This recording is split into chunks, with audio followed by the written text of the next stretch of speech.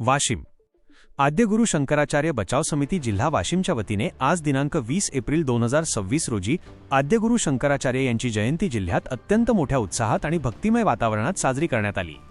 सनातन धर्माचे पुनरुज्जीवन करणाऱ्या आद्यगुरु शंकराचार्यांच्या स्मृतीला उजाळा देण्यासाठी या विशेष सोहळ्याचे आयोजन करण्यात आले होते। या कार्यक्रमाला प्रमुख मार्गदर्शक म्हणून महाराष्ट्र राज्याचे उपाध्यक्ष दशरथ गिरी यांची उपस्थिती होती। त्यांच्यासोबतच वाशिम जिल्हा अध्यक्ष राजीव गिरी यांनी कार्यक्रमाचे नेतृत्व केले।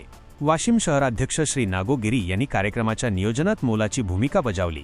महिला आघाडीच्या वतीने जिल्हा अध्यक्षा सौ अनिता गिरी यांची प्रमुख उपस्थिती होती। या सोहळ्याची सुरुवात आद्यगुरु शंकराचार्यांच्या प्रतिमेचे पूजन आणि दीपप्रज्वलनाने करण्यात आली। यावेळी उपस्थित मान्यवरांनी शंकराचार्यांनी दिलेल्या अद्वैत वेदांताच्या तत्त्वज्ञानावर प्रकाश टाकला।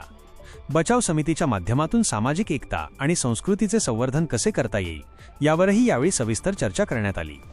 दशरथ गिरी यांनी आपल्या भाषणात समाजातील तरुणांनी आद्यगुरूंच्या विचारांचा वारसा पुढे नेण्याचे आवाहन केले।